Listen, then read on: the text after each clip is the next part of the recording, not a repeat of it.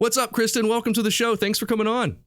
Hey, thanks a lot, Michael. I've been following you on social media forever, and when I thought of someone who has stories, holy shit, do you have some amazing stories? 13 deployments, and 7 of those were combat deployments, right? Yes. Yeah. That's now Yeah. where all can you tell us where all you served? Well, I was at SEAL Team 1 for the beginning of my career. And then I went on to another place to do some mission planning and building computer systems for the SEALs. It was like 1990s, so we didn't really use computers for doing almost anything back in the mid 90s. Yeah, I played a video on my show last week of me in the 90s doing magic as an 11-year-old. And you can tell from the video quality that how we were not advanced back then. Yeah, not at all. So I was the person that built a computerized mission planning system for the SEALs. Wow. The system I built, they still use it today. No way. I feel like they should update that. If Yeah, it but was if you built do in the something 90s. really good, you don't have to. I mean, the pyramids, they've been around for a long time. That's true. That's true. Well, the aliens built those though. So how do you Anywho, I listened to it was like a 4-hour podcast that you were on that talked about a lot of the endeavors that you started doing several years after your 20 years of service with the military, talking about equality opportunities for everyone who is able to serve in the military. Like, can you tell us a little bit more about your efforts there? Well, I mean, I'm saying that anyone that has capability to serve in the military should be able to have that opportunity. And when you think about capability, if you're thinking about Conan a barbarian and you're thinking about swinging swords, then yeah, you got to do a lot of push-ups and you got to be able to run 10 miles and you have to be able to do all that stuff. But the future of warfare, talking about cyber warfare, talking about drone warfare, man, if you have some guy or some gal that can fly a drone and they're the best at it, then I don't care if he can't run. I don't care if he can't even do one push-up. If the guy's the best drone pilot, then let him fly the darn drones. So we need to have a whole new mindset on how we look at warfare for the future. That's really, really interesting because you're talking about people who wouldn't be able to make it through boot camp, let alone BUDS training. Like we're talking about people who never would have thought that they were able to serve, even growing up as a child. That's not something that they would aspire to or think that they could do, but it totally makes sense. I mean, you talk about transgender people, you talk about females in combat, you talk about all the different groups of people who are all trying to say, you need to give these folks a shot, give them a chance. They might turn out to be the best person in the world. And a great example of that is David Goggins. Tell me about David Goggins. I'm not familiar. You got to look him up. He still sets the Guinness Book of World Records for the most pull-ups in 24 hours. It's like something like 4,000 pull-ups. I mean, you have to look it up. I don't know the number, but the guy did like some amazing amount of pull-ups. But there was a time when the man weighed like over 300 pounds and he couldn't run or do anything. He was like really, really bad shape. And he just put his mind to it. He says, you know what? I'm going to run a super marathon. And so out of the blue, this like 300-pound dude just started running a super marathon. He ended up like breaking his ankles and really screwing himself up. But it's about where your mind is, But I'm talking about like the future of the military. We need to kind of rewrite some of those books. And there could be like a different class of soldier, and it'd be the ones who aren't deployed into like the bread and butter of what you see the military now, special forces and army guys on the ground, 11 Bravo, airborne, that would be, out there. But if you have folks that are here in a freaking 40-foot sea container in the middle of Las Vegas desert, flying drones, do you really care if the guy can run or do push-ups? It makes a lot of sense. Now, I think they really need to reconsider it. I've spent my life as a civilian, but I've been around military folks a lot just performing. I've performed on probably 29 or 30 different military bases and spent quite a bit of time. I can imagine the things that you're saying get quite a bit of pushback. Oh yeah, from fellow service people. Is that true? 100%. Yeah, it's 100% true. But the thing is we need this is a new world we're coming into. And I think for us to create the Space Force was the most ridiculous thing you could ever think of. The thing is like the force we need now is a combined cyber force. Yeah. So if they would think about what we need right now, like we're not going to be fighting on Mars for 200 or 300 a century. I don't know. So it's not something that we really need. And if you think about the Air Force right now, if I was in charge, I would take the Air Force and split them right in half. I would give the tactical half to the Army. That would be the A-10s, the Warthogs. I would give them all of the tactical air type power. I would keep the fighter jets maybe with the Army, but then you would take the Missile Command, the Strategic Air Command, the B-24s. They don't even have B-24s anymore, but the B-1B bombers, the big stuff. And then that would be extended into space. That would be the Air Force. Okay. And the Army would therefore have control of the tactical assets. Because I mean, the Air Force tactical. I mean, when you're talking about the A-10s, man, whoop, those they're amazing. The most amazing. And yeah, it's an airplane built around a gun. And you know what the Air Force does with that airplane? What's that? Like if you talk to us, the folks on the ground, yeah, who the Warthogs have saved like 1,000 times, we freaking love that, and we hate the rest of the Air Force. But the Air Force is constantly trying to kill the A-10. Really? Okay, spooky, the gunship too.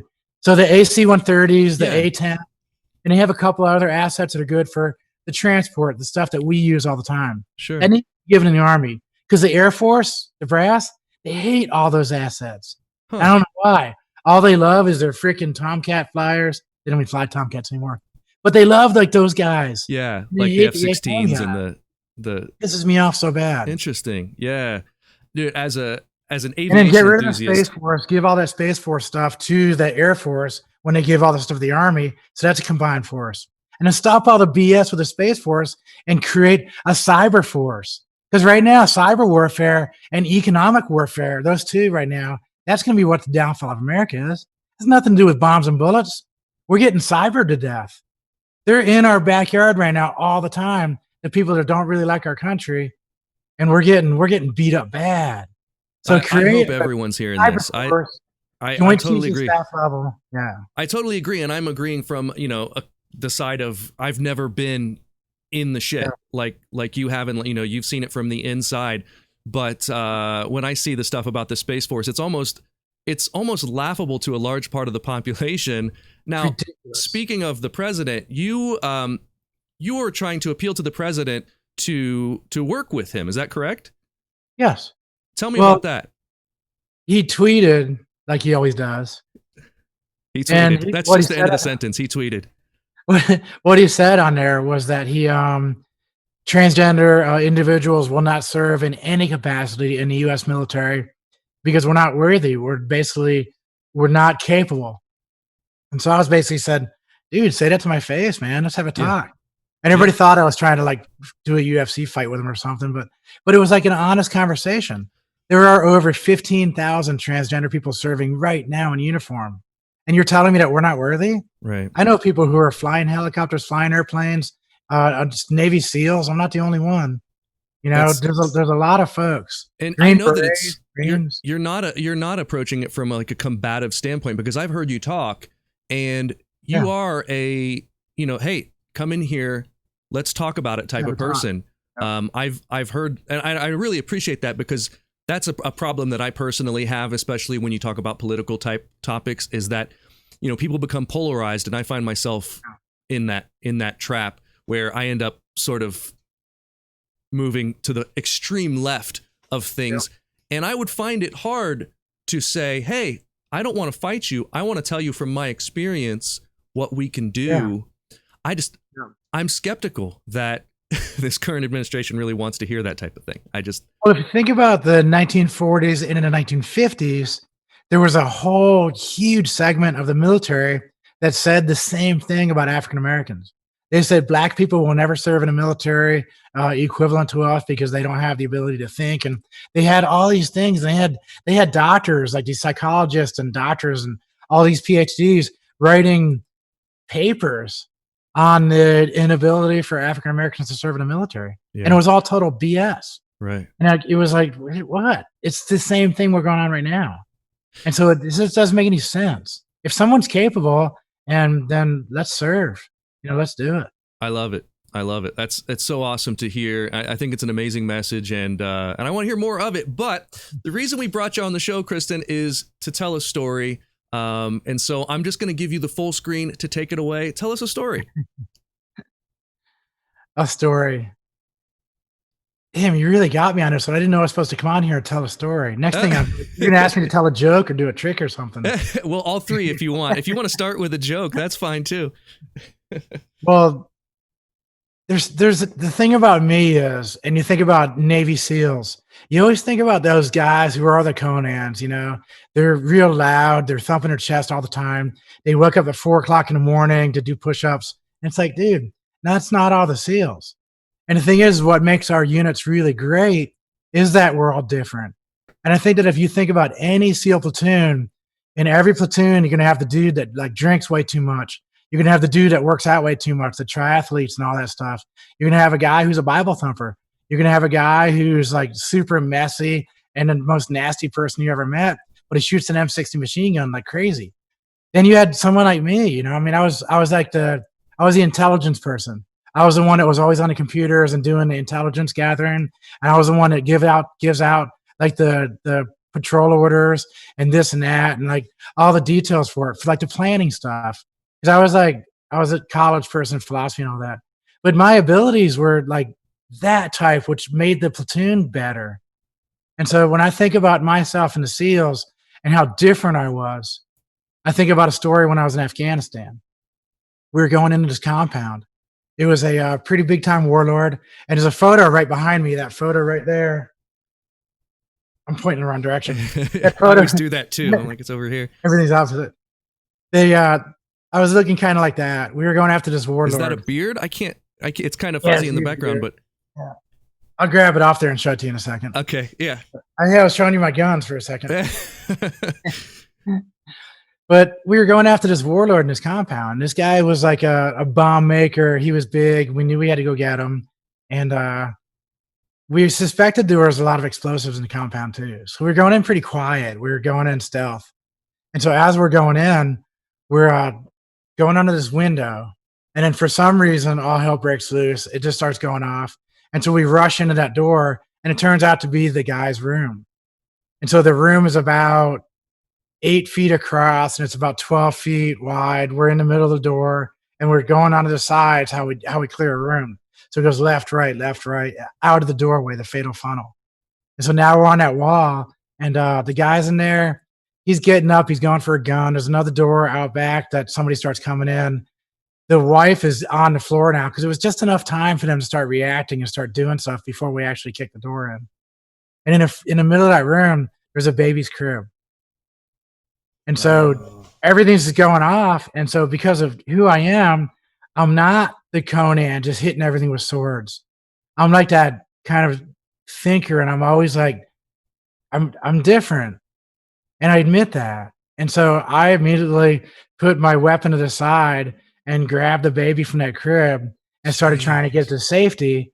But at the time, though, the phase line where we were all lined up, I went in front of all the other guys, and it was a terrible tactical mistake.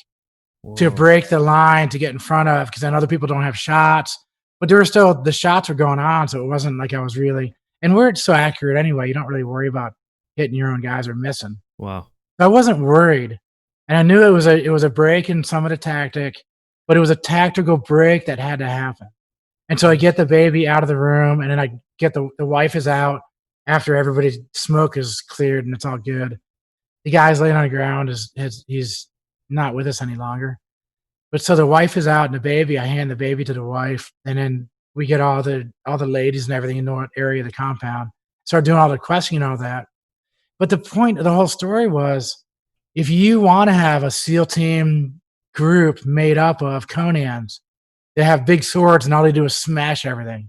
If all you had was a Hulk and all you did was smash everything, imagine 16 Hulks. Yeah. It's going to be it's a terrible solution. Sure. So you need to have that diversity. You need to have folks like me in there. And I think that's one of the big problems with the SEAL teams right now, is that all they do is glorify those Conans. All they do is give them all the air in the room. And so that's what we end up with, is because if that's what I have to do, eventually I started doing that also. I started becoming that Conan, just crushing stuff. Yeah. It was taking away the stuff that makes me that different person that could give a better view of the SEALs, or a better mission accomplishment, because not everything is smashing. Not everything is just destruction. Wow. So the point of the story is, I think one of the big failures in the SEAL teams right now, that you constantly see the SEALs in the news doing just crappy stuff. Mm. It's like unethical, immoral. It's like just all this stuff going on. What Yeah. happened to integrity? What happened to honor? I was at a SEAL team funeral, burying a friend of mine who was a really good friend. And I had a whole bunch of SEAL team guys surround me and kick me out of the funeral because of who I What? am. I was actually Jeez. wearing the same shirt I'm wearing right now. Wow. It's just a tank top that says "Live fast, die pretty." Kind of a cool tank top. That is a But cool the, tank but the top. thing But is, can you imagine your own team yeah. surrounding you, a dozen guys, threatening me and right in my face saying, "If you don't leave, we're gonna fight you. And what We're could gonna that put you possibly, down." how could they possibly be threatened? But what does that do to them? You know what I mean? He Like said what? I was not welcome. You're That's not allowed to be here. And I was like, "Yes, I am. Mike was my friend." it's ridiculous. But this is the SEAL teams we have right now. Yeah. And Yeah. this is This a is SEAL the, team that we need to there was change. a guy on the news this week, on the airplane Yeah. with the mask, and it's that type of mentality that we Oh see yeah. glorified. And Because so you want to be the tough guy and yeah, you want to be that thumping, crushing Conan, and you don't think about compassion. You don't sure. think about humility. You don't think about any of that. And that was my whole gig is that if anybody knows me, I'm just like, whatever, man. I'm just gonna do my best, and I'm not gonna take any credit for something, or I'm not gonna try to be loud. I'm I just sure want to go it's about quietly and do my I'm job. sure it's incredibly difficult to continue both of those mindsets simultaneously, to maintain a sense of humanity but also be trained to be a warfighter, and to know that you will have to engage in extreme violence at times when you're fighting wars. I can't imagine having to split your mind into those two things, and make sure that those two parts of your brain are the devil and the angel are on your shoulders and fighting all the time. I can't imagine Right. Well, being in a look at situation where you're storming a compound and flipping that switch to say that's a yeah. baby. Have Wow. you ever heard of neuroplasticity? Yeah. So Yeah. that's a really big part of the whole SEAL team problem right now. Oh yeah. Well, So that if makes sense. you're in a culture that all you're doing is smashing, and all you're doing is glorifying the Yeah. Smashers, the Hulks, the Conans, and Sure. all you're doing is doing that, and everything's like smash. And what happens is you start rewiring your brain into that whole concept, and you don't do any of the other stuff. You're going to end up with an entire force that are a bunch of Hulks and Conans smashing everything. Are you You're saying going to that be Rambo was not a documentary? Yeah, but I really believe that they can change it. They can make the SEALs change. And I have some programs that I do that they just need to start implementing some other stuff and start showing these guys that there's other things. There's compassion. There's the saviors of the whole thing. We're the rescuers. We're the ones that are supposed to be running in there like firemen. So instead of being the SWAT team, you guys got to start looking at yourselves like firemen. That we're going in there to save people. We're going in there to make things better. And how do you do that? Well, we need to rewire all of them and say that, hey, yeah, it's good. We definitely need to crush the door. But when you're on the other side of the door, we also need to kind of change our gears. We need to do that and that. And that's Wow. what they don't get it now. And that's why the force is failing. They need to have a whole like change in their ethos. And their Yeah. actual magazine is called Ethos. And what does That's the ethos mean? It's a contradiction right now. Compassion's a contradiction. Humility is a contradiction. Everything you would think would make them the quiet professionals, they're lacking. They've lost it. And so yeah. they need to start doing some programs. And I volunteered to help them. I said, hey, you guys want litmus paper? I said, I'm a litmus paper. When I walk into a room, you're going to see exactly who the good SEALs are and who the bad ones are. That's interesting. Yeah. Just have Wow. cameras all around the room and just let me walk in. Did you I know did you ever exactly who the good did ones you ever are. see the series Mindhunter? Did you watch that? It's on it's on one of the streaming services. It's about it's about when the FBI went through a change that's kind of similar to this when they started studying serial killers. And the mentality in the FBI that was prevalent was the prevailing thought was smashing Hulk your way through. It was the old hand to hands and bust people up when Yep. if it's if it's a person who killed someone, throw them away. Don't even think about it. Beat them up, kill them, whatever. But Mindhunter is about the first time they started having psychologists come in and say, no, we need to study these people and figure out why they're doing this and look at it from the point of like, this is a systematic thing. Let's study them. Let's look at it from a more of a academic standpoint. And it's really interesting. It just, what you're saying reminds me of that same transition that they went through back in the 60s. So the FBI really went through this change. Well, it seems this way because that would be amazing for the SEALs, the SEAL headquarters to really look into it. What was the climate, the atmosphere? What was the FBI like before? Yeah, it might be a great case study or a parallel to draw, because I think you don't think of the FBI as not being tough. Like, they're still able to do the job that they're required to do.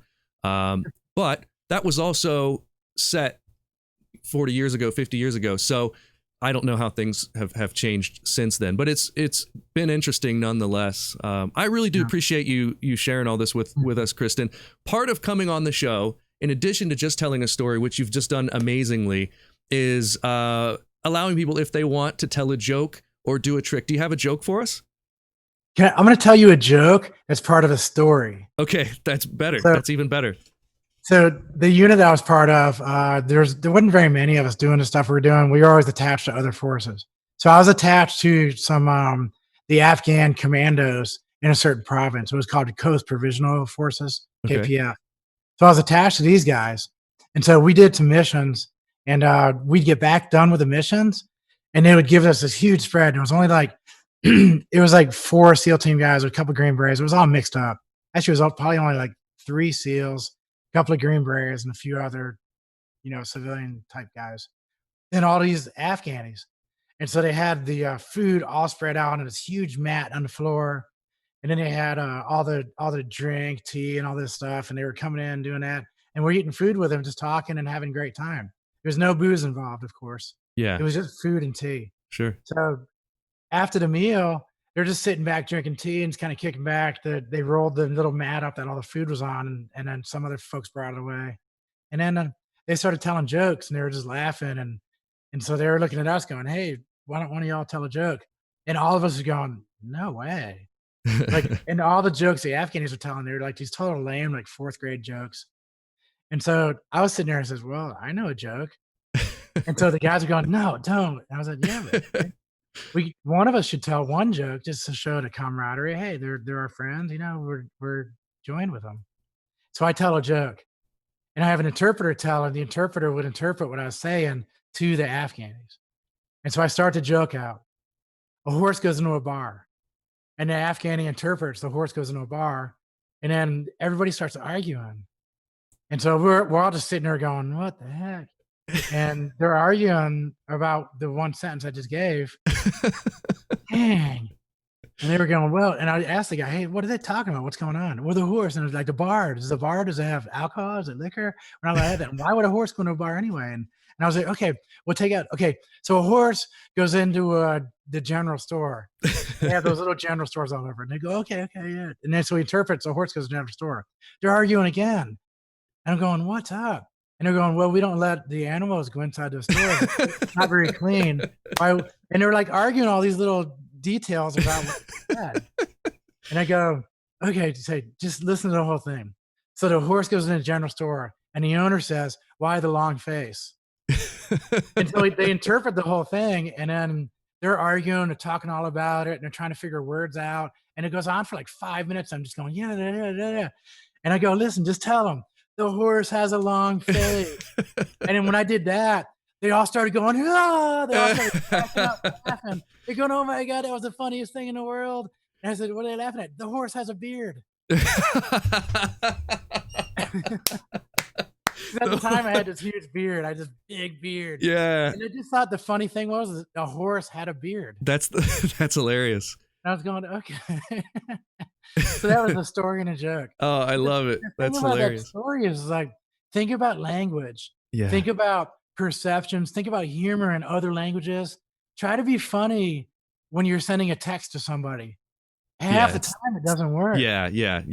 you Think have to have about the being clues. funny in a text to somebody else that doesn't even speak your language. I mean, it's just Yeah. the language barriers. Yeah, it's And hard enough. I try to be funny telling jokes to a camera and it's still not funny and they still don't laugh. So I can't imagine, them trying to get it But via text. I want to use that communication issue between husbands and wives, boyfriends, girlfriends, between relationships, between people in the street. We are constantly misinterpreting signals and what they're saying and everything. We get mad over something. They're saying, no, the horse didn't have a beard. Yes, the horse did have a beard. It's like, Yeah. we're not even talking about a horse having a beard. We're just talking about a funny pun. It's Yeah. like puns can be funny and just language stuff. And it's like people don't take enough time to listen. Right. Everybody wants to talk. And so if you don't try to listen, you're going to miss the point every time. There's a Facebook meme that I've seen several times recently that, it always gets put on the thread when there are people arguing politics, and it's one guy pointing to the ground and he sees a 6, and the guy on the other side's pointing to the ground and he sees the 9. Yeah. And it's it seems to be exactly what you're describing. People need to try to listen more. Just listen more. That's all I ask. Honestly, when I first started doing this show, listening to other people's stories, I'm so used to controlling a show and trying to tell the jokes and tell the stories that it took a little bit of effort for me to sit back and just relax and let someone else completely just take it away and tell a story. And I think it's made me a better listener since I've started doing this, which is great because that's applicable to other things in life. And so do you know any magic? Do you know any tricks? I don't know any magic, but No earlier magic? you did, when we were setting up the camera, you said, "Hey, is that a singing bowl back there?" Yeah, I saw the singing bowl. I'm kind of like unsure if I should do it or not because I'm stealing another person's culture. I had somebody actually tell me that I was stealing culture. I think because I played a singing bowl. I think that's a I bit would like ridiculous. to talk about that political correctness and this BS that's going on in the world right now. It's like, you know what? If the Tibetans didn't want me to play a singing bowl, then why the heck are they selling them all around the world? Well, that's definitely true. Can I respect it? Can I respect their culture? I think one of the things that I say quite often, Kristin, is when someone usually complains about PC culture, normally I say, what is it you want to say that PC culture keeps you from saying? Usually it's something pretty shitty. Yeah. But there are gray areas and there are lines, right? And I don't think that the Tibetan culture is one that has this history of being denigrated and stolen, at least not in our country. And most people, I think, see it as a celebration of Buddhist culture, of Tibetan culture. Respect. Yeah, I think so. Yeah, I think most people see it that way. Whoever told you that's being ridiculous. It's such a soothing sound too. But it is. I've tried to play it and I can't play it. So if you can play it, that's a trick to me because I can't. I've tried and I haven't spent enough time learning. Well, what you said also is really important because you said for the cultures like Tibetans, they're not denigrated. They're not like one of those cultures that we beat up all the time. Yeah. But the thing is like if you had a culture that you feel like you're being beaten up all the time, everything's all bad for you, and everything's been throughout history, you've been kicked around. But if other people started understanding your culture and started like appreciating it, started taking part in some of it, then it would bring everybody else closer to who you are to start gaining respect for your culture. Therefore, you wouldn't be kicked around anymore because everybody would be like, "No, that's respectful, man." I think so. I think intent is the driving force behind all that. I think if your intention is to understand and build community, then that goes a long way. There are people who do whatever they would call appropriate other cultures in a way that does not have that intent behind it. Yes. And we need to be able to draw those lines and say, this is people trying to celebrate other people. This is people using a group of people for their own, to build up their own self. But the more we share and the more we speak and communicate and listen to each other, the closer we will be to being nice to each other and building compassion for each other. Yeah. And we're never going to get there until we start sharing ideas and sharing. Well, we're not going to get there on Facebook. That's for sure. Yeah. Oh, not at all. Not at all. So here's the singing bowl. All right. Can you raise it up? I don't know if you can play it when it's raised because the camera cuts it off. There we go. So you kind of get a little. I'm going to turn the volume up here.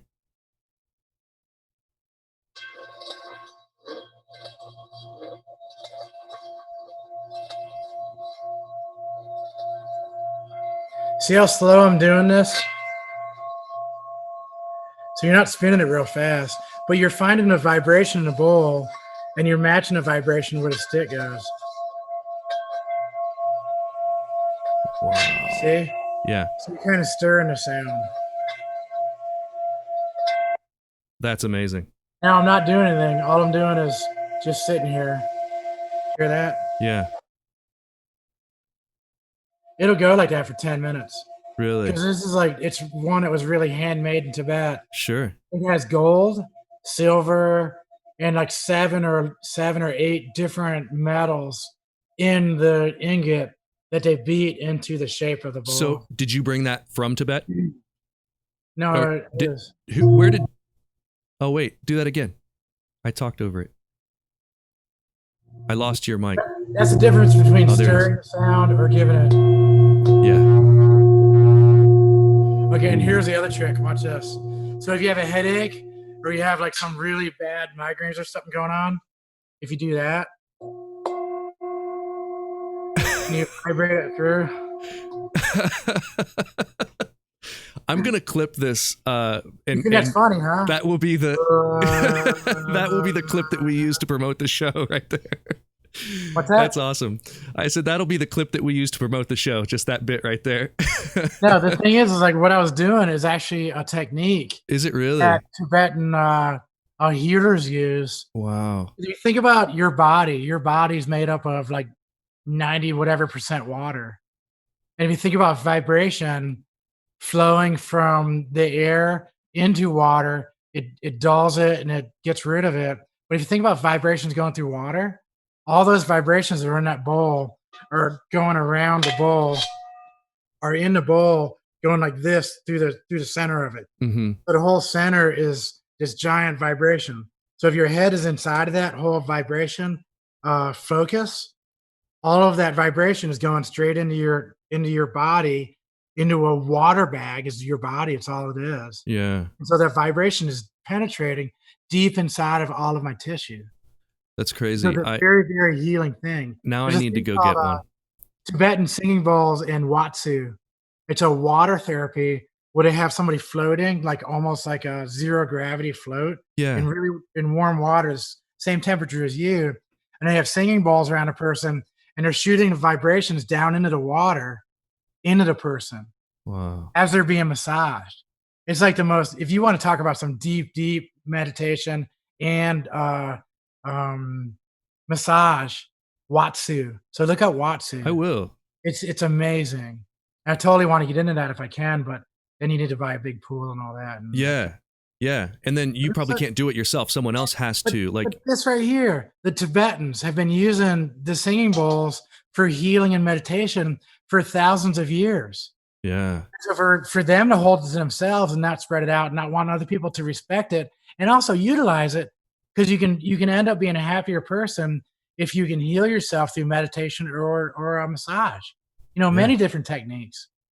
So that's what I would like to just promote, the fact that alternative non-Western medicine has a lot of amazing benefits that have been beneficial for thousands of years. So why shouldn't we use them and respect them and utilize them within our own medicine? Sure.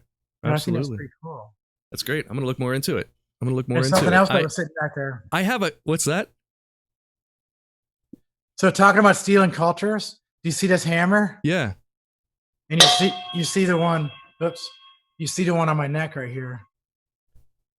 Hold on. I'm going to full screen this. Oh, wait, that's too low. Hold on. Yes. Well, so I wear Thor's hammer. Okay. And my middle name is Thor. Your actual middle name is Thor? It was spelled the old Scandinavian. It's like the old. It's Wow. spelled T-O-R with the T-O-R. Yeah. Thor. But that's this old Norse spelling for Thor was T-O-R. It was 3 letters in the old runes. Cool. So those 3 letters, that's my middle name.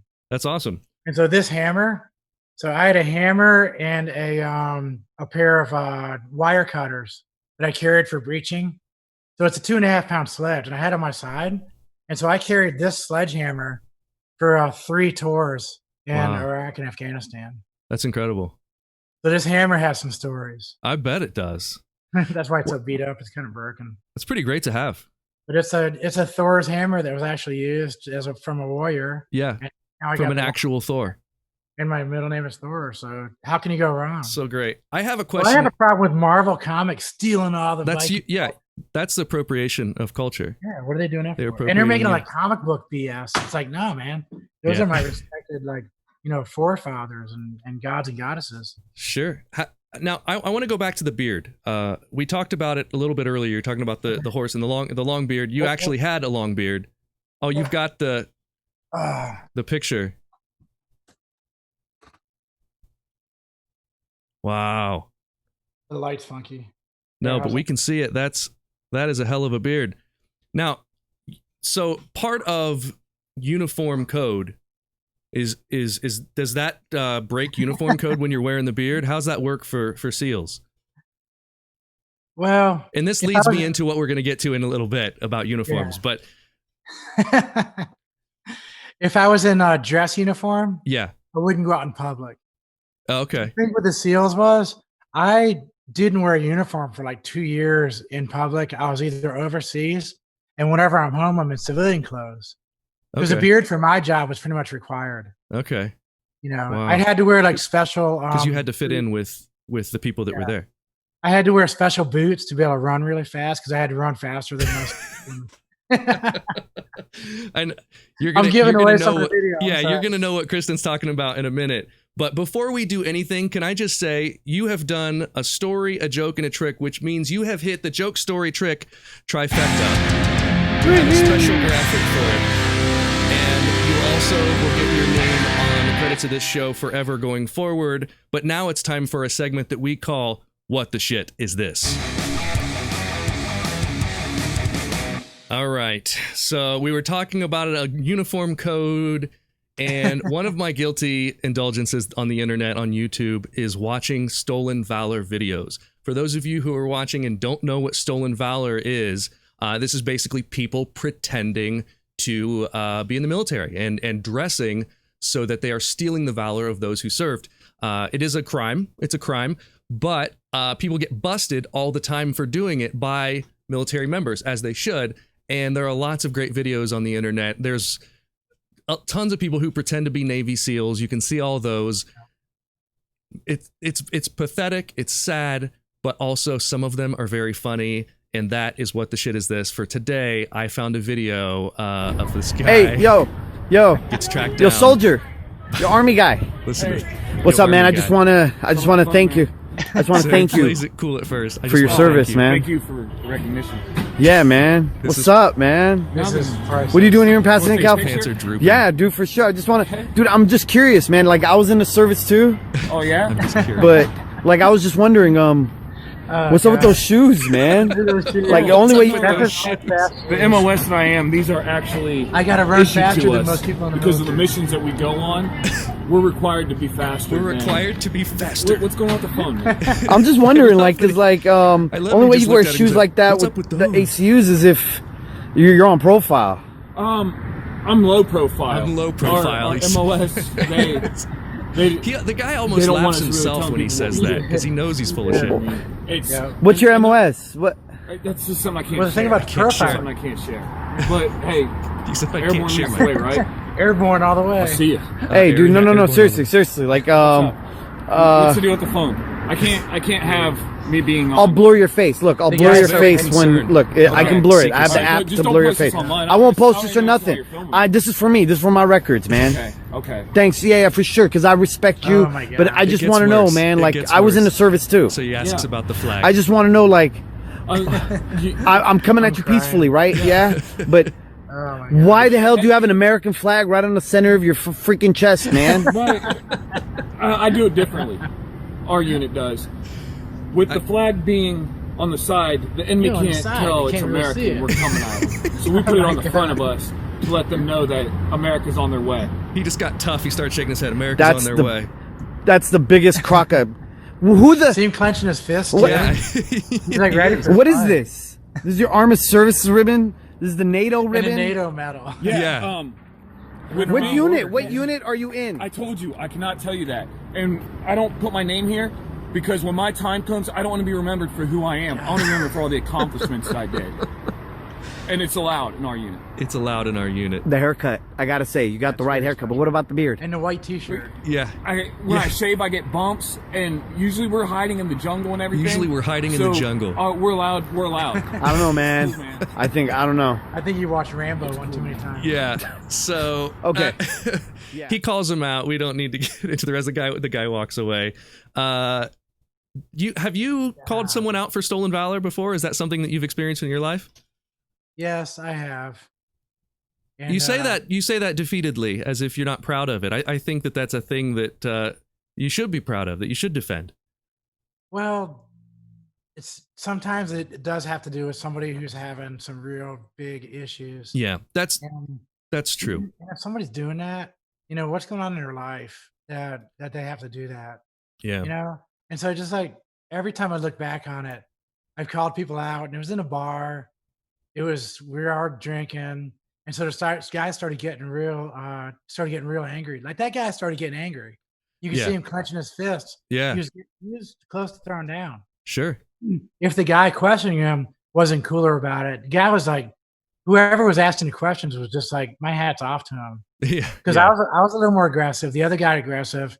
It turned into a fight, and ended up really busting the guy up. Really? But it was like, that was in my Conan days when I was getting, But it was like, it was part of those times when it was like, you just right after buds, you're just so full of piss. Well, and not vinegar. only that, but after deployment, I mean, if you've got friends who have died for that uniform, I can't imagine what it feels like to see someone who put no effort into it. And that, one of the famous Stolen Valor series on YouTube is Don Shipley's channel, where he has the the list of every Buds class and everything, and he'll go into detail in shaming some of these people. Yeah. And in those details, what you learn is a lot of them have served, but it's like they did 3 years, they did one tour on so and so. No problem, 3 years or one tour or whatever you did. Yeah, that's admirable. That's awesome. If you're flying drones in that 40-foot container in the middle of the desert, man, that's off to you, man. You're doing amazing work. Don't worry about trying to be a SEAL. I love that message because that message isn't reinforced, that they probably feel like they need to be something that they're not, in that they're not living up to the hero image that they think society needs to have of them, and the truth is, anyone who does that service and that sacrifice it should feel like a hero, because they are. So when I switched my mind on it, was I started thinking about what was going on in those people's lives, and after I beat a couple of them up, I was like, hey, it doesn't help anybody, it doesn't help me. Plus, every time you get into a fight, you're gonna get hit a few times, you're gonna get hurt. It just happens. If you're a professional fighter and you fight somebody, there's a good chance that you're gonna get a couple of hits. Yeah. So it's just one of them things. So why would you do it? And you're really teaching that guy a lesson? Is something really gonna change? And then here's the clincher: is that do you know how many times I've been called out for stolen valor? Have you? Yeah. Talk to Don Shipley. I probably have the record right now with Don Shipley for people calling and saying, hey, there's that Kristin Beck person on TV I just saw. And said there's no female SEALs. And Don goes, well, yeah, Kristin Beck, she's senior chief, SEAL teams. Yeah. And you go, oh, well, that's fucked up. And it's, sorry, I cussed. No, you're fine.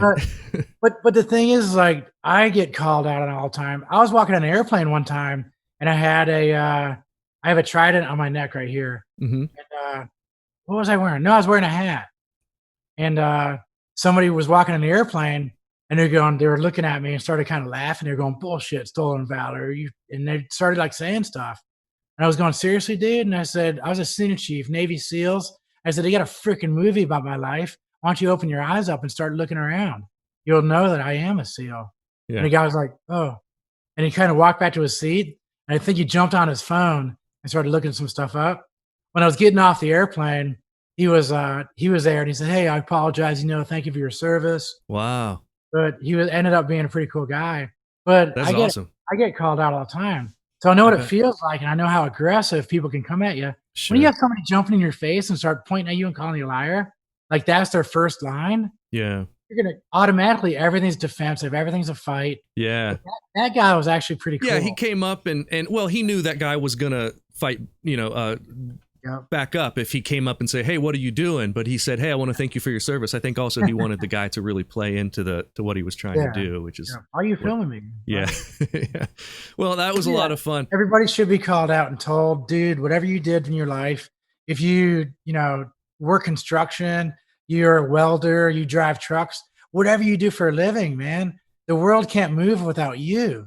You know, we need I appreciate everybody. hearing that. Especially right now when, entertainment has been like one of the first things to go and it'll be one of the last things to come back. So a lot of me and my show business buddies feel like low man on the totem pole right now in terms of like how much we're needed. And I'm going to tell you, I'm going to end with this. And I say this in every show that I do for the military. I always think about our role in society, like what everyone's role is. Everyone has a role to play is sort of what you're saying. And you all are the heroes. When shit gets real, I'm the band on the Titanic. That's my job. And I'm happy to do that job, to be the band on the Titanic and keep playing and be there for morale. So I hope that this show does that for people. And I hope that you talking to people inspires them. And where can people learn more about you?